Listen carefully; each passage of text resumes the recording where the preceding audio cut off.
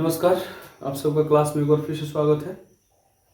पिछले कक्षा में हम लोगों ने जो बात किया था आरबीसी की, है ना। दो क्लास अब हम लोग का हो चुका है। एक में हम लोगों ने सबसे पहले प्लेटलेट्स किया, दूसरा में आरबीसी की। आज तीसरा क्लास है, इसमें हम लोगों को डब्ल्यूबीसी करना है। ठीक है, तो हेडिंग बना दीजिए डब्ल्यूबीसी। ठीक है, डब्ल्यूबीसी। तो सबसे पहले इसका हम लोग पूर्ण रूप जानते हैं कि डब्ल्यूबीसीएस का पूर्ण रूप क्या होता है, फुल फॉर्म। तो इसका होता है वाइट ब्लड कर्पसल्स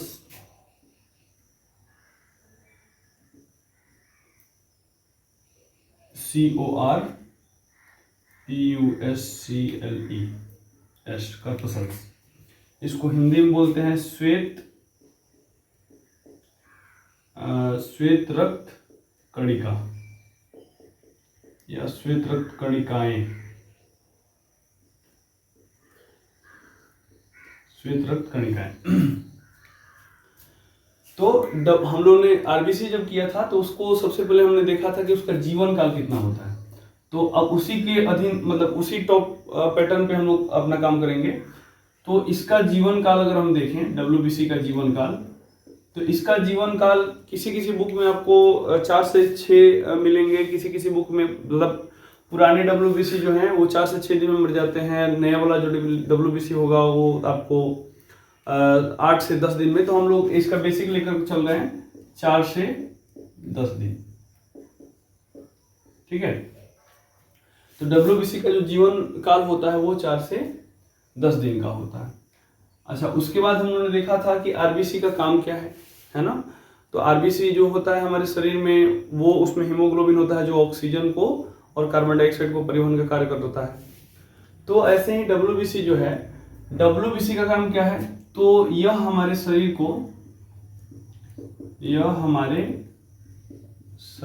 को रोगाणुओं से लड़ने की क्षमता प्रदान करता है। रोगाणुओं से लड़ने की क्षमता प्रदान करता है। ठीक है, अब देखिए डब्ल्यूबीसी का काम क्या है, समझिए कि डब्ल्यूबीसी हमारे शरीर का सैनिक है। ठीक है, अब सैनिक कहने का मतलब क्या है कि जैसे मान लीजिए कि अगर हमारा देश है, अगर उसमें कोई बाहरी दुश्मन अगर घुस जाता है तो हमारे सैनिक उसको बॉर्डर पे उसको मारते हैं। तो ऐसे ही हमारा शरीर एक समझिए देश हो गया, और इसमें अगर दूसरा की कोई बीमारी का अगर उसका वायरस या बैक्टीरिया या कुछ प्रवेश करता है तो हमारे शरीर के जो डब्ल्यूबीसी वो एक्टिव हो जाते हैं और उनको मारने का काम करते हैं। यानी कि हमारे शरीर में ईश्वर ने, ये समझिए कि प्रकृति ने बना करके भेजा है कि हमारा शरीर जो है उसमें हर एक रोगों से लड़ने की क्षमता है। लेकिन अगर कोई नया रोग आ जाता है जो हमारे ब्लड में उसका मतलब उससे लड़ने की क्षमता नहीं है, जैसे कोरोना। तो कोरोना में हमारे अगर ब्लड, तो उसके लिए हमने क्या किया कि उसका वैक्सीनेशन कराया। तो वैक्सीनेशन में क्या होता है कि वही हमको कोरोना के मृत जो हैं वो टीके हमको दिए जाते हैं, और वो क्या करते हैं कि हमारे शरीर में अगर फिर दूसरा जीवित अगर कोरोना का वो कोई वायरस आएगा तो वायरस उसको मार देगा। तो इसी को हम बोलते हैं एंटीबॉडी। ठीक है, तो ये हमारे शरीर को क्या करता है, रोगाणुओं से लड़ने की क्षमता प्रदान करता है। अब रोगाणुओं से लड़ने की क्षमता प्रदान करता है, अभी मैंने जैसे समझाया, तो यानी कि यह हमारे शरीर के सैनिक हैं। यह हमारे शरीर में सैनिकों का कार्य करते हैं। सैनिक की भांति हमारे शरीर की देखभाल भी करते हैं, सैनिकों की भांति कार्य करते हैं। ठीक है, यह हमारे शरीर में सैनिकों की भांति कार्य करते हैं।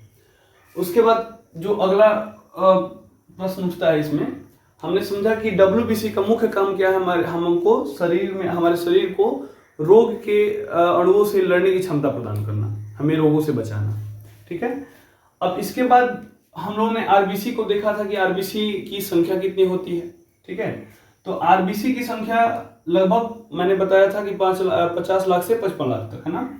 तो यहाँ डब्ल्यूबीसी की जो संख्या है, या इनकी संख्या रक्त में, इनकी संख्या लगभग 6000 से 8000 या 10,000 आप कह सकते हैं, 6000 से 8000 प्रति mm³ ऑफ द ब्लड। रक्त का प्रति mm³ का आपको 6000 से 8000 की इनकी संख्या होती है। अच्छा, इसके बाद जो इसमें प्रश्न उठता है कि WBC का प्रकार, ठीक है। तो WBC देखिए, WBC जो है इसमें आपको 5 प्रकार है, ठीक है। इसके 5 प्रकार है।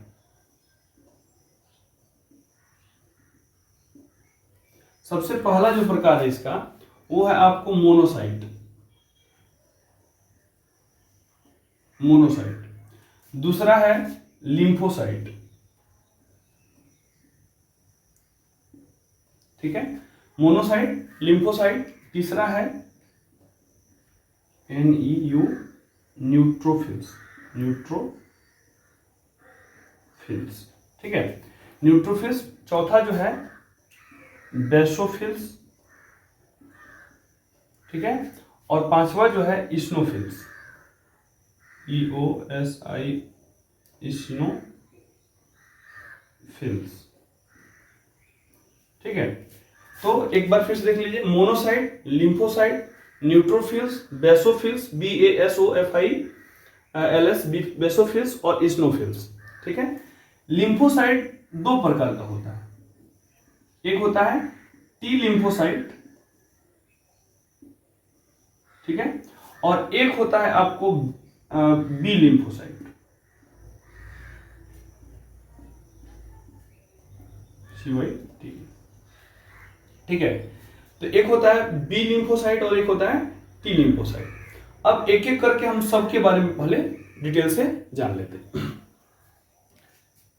इसको मैं मिटाता है।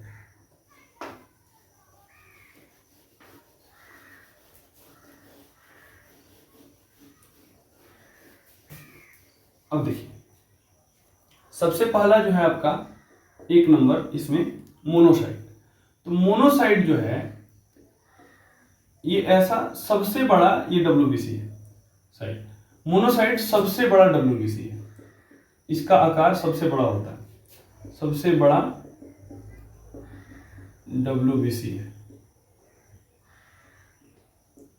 सबसे बड़ा जो है WBC कौन है? मोनोसाइट है। यह क्या करता है, ये और ये आपको न्यूट्रोफिल्स, ये दोनों क्या करते हैं कि जो रोग के अणु हमारे शरीर में प्रवेश करते हैं उनको निगल जाते हैं एकदम, ठीक है। तो मोनोसाइट जो है रोग के अणुओं को निगल जाता है। इसको भी चाहे तो आप देख सकते हैं। दूसरा नंबर जो है इसका लिम्फोसाइट, ये सबसे इंपॉर्टेंट है। लिम्फोसाइट क्या होता है? अब इसका अलग अलग आकार होता है, जिसमें सबसे बड़ा मोनोसाइट होता है, उसके बाद आता है लिम्फोसाइट। तो लिम्फोसाइट देखिए क्या करता है। लिम्फोसाइट का इसमें 2 लिम्फोसाइट है, T लिम्फोसाइट और B लिम्फोसाइट। तो T लिम्फोसाइट जो है, T लिम्फोसाइट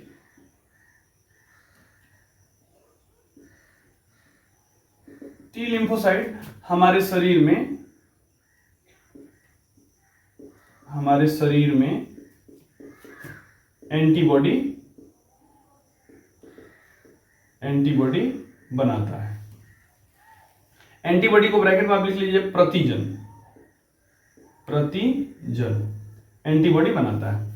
अब देखिए, टी लिम्फोसाइट ही हमारे शरीर में प्रतिजन बनाता है। जो मैंने आपको बताया था प्लेटलेट्स भी प्रतिजन बनाता है, एंटीबॉडी बनाता है। तो प्लेटलेट्स और टी लिम्फोसाइट ये दोनों मिल करके जो है ये हमारे शरीर में एंटीबॉडी बनाते हैं, जो हमारे शरीर को रोगों से लड़ने की क्षमता प्रदान करता है। और इसके अलावा जो मैंने आपको बताया दूसरा बी लिम्फोसाइट जो है, ये एंटीबॉडी को ये क्या करते हैं, ये बी लिम्फोसाइट एंटीबॉडी के डेवलपमेंट का कार्य करते हैं। एंटीबॉडी जो हमारे शरीर के होते हैं, एंटीबॉडी के डेवलपमेंट या विकास के कार्य करते हैं। डेवलपमेंट लिख सकते हैं आप, एंटीबॉडी के डेवलपमेंट का कार्य मतलब उनकी संख्या में वृद्धि करते हैं। ये लिम्फोसाइट क्या करते हैं, हमारे शरीर को एंटीबॉडी देते हैं। और ये जो है बी लिम्फोसाइट, ये एंटीबॉडी के मतलब उसकी संख्या में वृद्धि करने का काम करते हैं या उसके विकास डेवलपमेंट का काम करते हैं। ठीक है। अब देखिए, अब जो इसमें का पहला तो हमने मोनोसाइट और लिम्फोसाइट पढ़ लिया। ये तीनों जो है दानेदार माने जाते हैं कि इनका जो आप मैप चित्र देखेंगे तो इनके चित्र में थोड़ा सा दाना दाना टाइप ये होते हैं। WBC ऐसे हैं तीनों, ये दाना टाइप होते हैं। तो न्यूट्रोफिल्स, बेसोफिल्स और इस्नोफिल्स ये तीनों जो हैं इसके बारे में हम लोग थोड़ा सा पढ़ लेते हैं। तीसरा जो है, एक चीज मैं थोड़ा सा और यहाँ पे बता देना चाहूंगा आपको कि जो टी लिम्फोसाइट है, तो जब हमको एड्स होता है,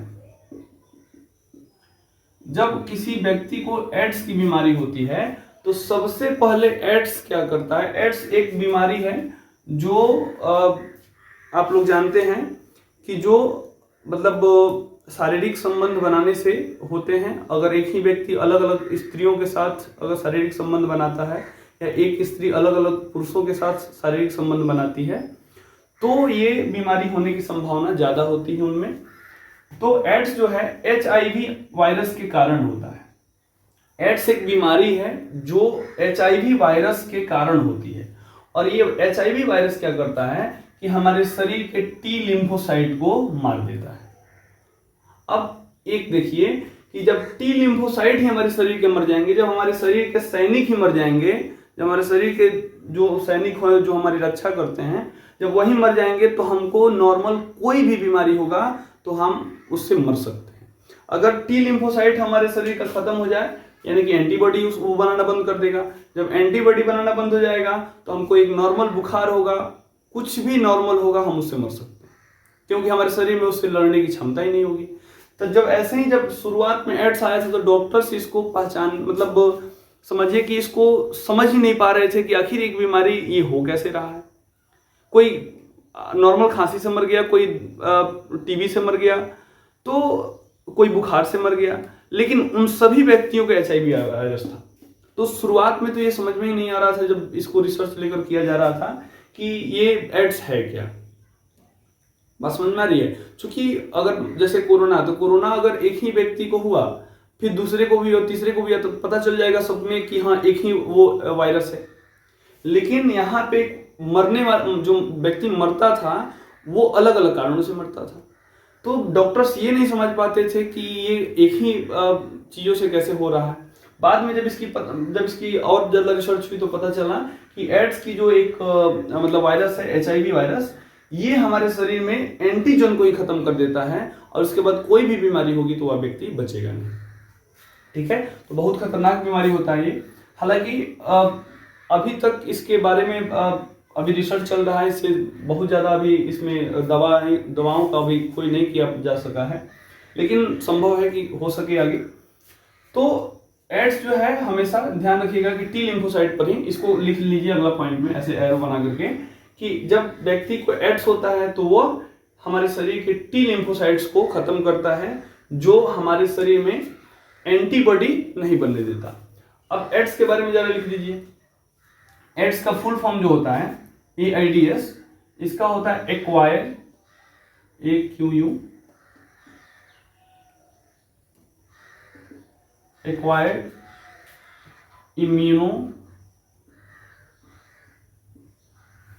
immuno deficiency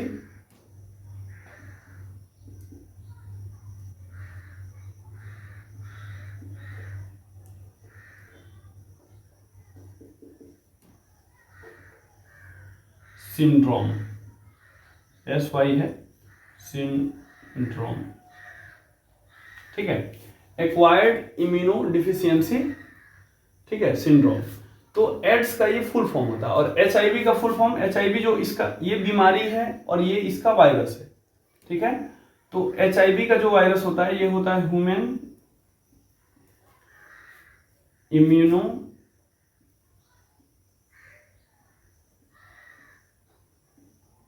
deficiency virus.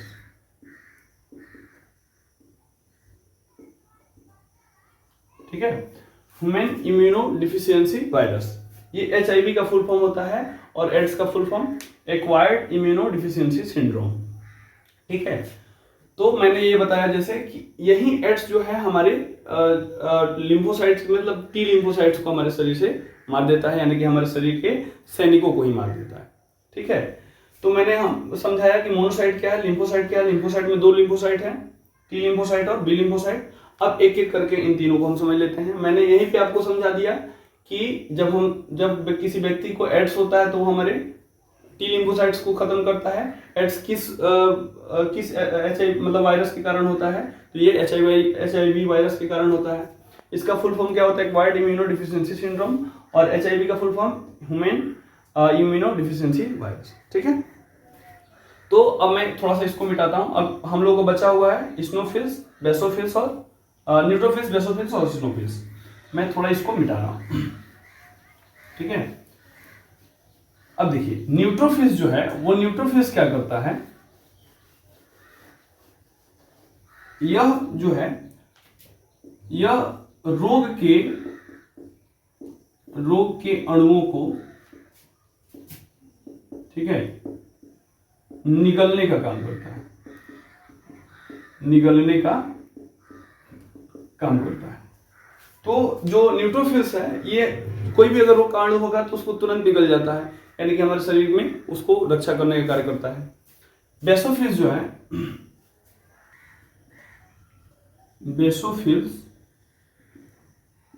Basophils देखिए, यह हमारे शरीर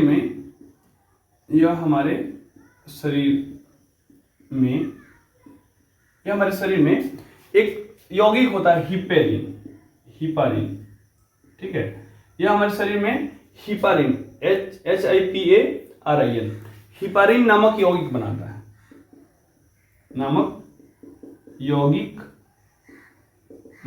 है, ठीक है, यह हमारे शरीर में हिपारिन नामक यौगिक बनाता है। अब हिपारिन क्या करता है, जैसे मैंने आपको बताया कि प्लेटलेट्स क्या करते हैं कि शरीर में जो रक्त का थक्का बनते हैं उनको वो बनाने का काम करता है। लेकिन शरीर के अंदर अगर रक्त नहीं जमता है तो वो किसके कारण नहीं जमता है, हिपारिन के कारण। और हिपारिन कौन बनाता है, बेसोफिल्स। ठीक है, तो यह हमारे शरीर में हिपारिन नामक यौगिक बनाता है जो शरीर के अंदर रक्त का थक्का नहीं बनने देता, रक्त का थक्का नहीं बनने देता। ठीक है, तो हमारे शरीर के अंदर अगर ब्लड नहीं जमता है तो वो किसके कारण नहीं जमता है, हिपारिन के कारण। ठीक है, तो न्यूट्रोफिल्स का भी काम हो गया और बेसोफिल्स का भी काम हो गया, हमने समझ लिया। उसके बाद हम लोग का बचा हुआ है वो स्नोफिल्स, है ना। अब देखिए स्नोफिल्स का क्या काम है।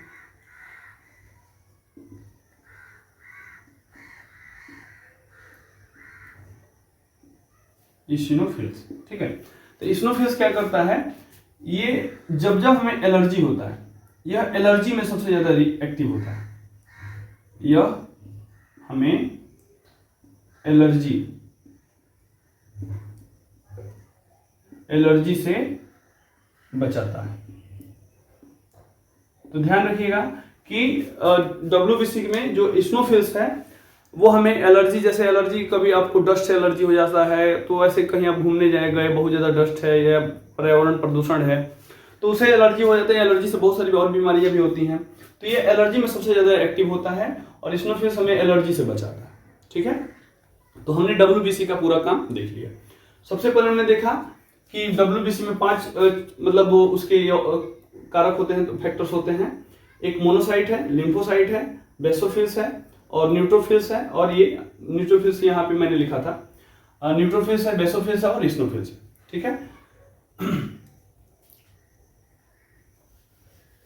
तो देखिए अब एक क्वेश्चन और उठ के आता है कि अगर WBC की संख्या घट जाए तो क्या होगा। तो मैंने जैसे आपको बताया कि अगर WBC की संख्या घट जाए मतलब एंटीबॉडी हमारे शरीर से खत्म हो जाए, तो वो कब होगा, वायरस क्या बोलते हैं ये एड्स में। तो अगर WBC की संख्या घट जाए तो हमें एड्स हो सकता है, मतलब उसी कंडीशन में एड्स होता है। और दूसरा जो है आपको अगर संख्या, जब WBC की संख्या बढ़ जाए, WBC की संख्या जब अनियंत्रित गति से या असामान्य गति से बढ़ जाए, असामान्य से बढ़ जाए, गति से बढ़ जाए, गति से बढ़ जाए, तो उस समय हम जो बीमारी होती है हमें उसको ल्यूकेमिया कहते हैं, KEMIA, ल्यूकेमिया कहते हैं। तो जब अगर WBC की संख्या हमारे शरीर से बढ़ जाती है तो उसको ल्यूकेमिया बोलते हैं, और जब WBC की संख्या उसी कंडीशन में घटती है जब हमें एड्स होता है, ठीक है, तो वो हमारे एंटीजन यानी कि प्रति एंटीबॉडी को हमारे वो खत्म कर देता है, ठीक है। तो मेरे हिसाब से WBC आज इतना ही। फिर अगले क्लास में हम लोग एक और टॉपिक बचा हुआ प्लेटलेट्स, जिसको हम लोग कर लेंगे। तो अगर क्लास अच्छा लगा हो तो इसको शेयर कीजिए, लाइक कीजिए और कमेंट करिए कि क्या इसमें प्रॉब्लम है।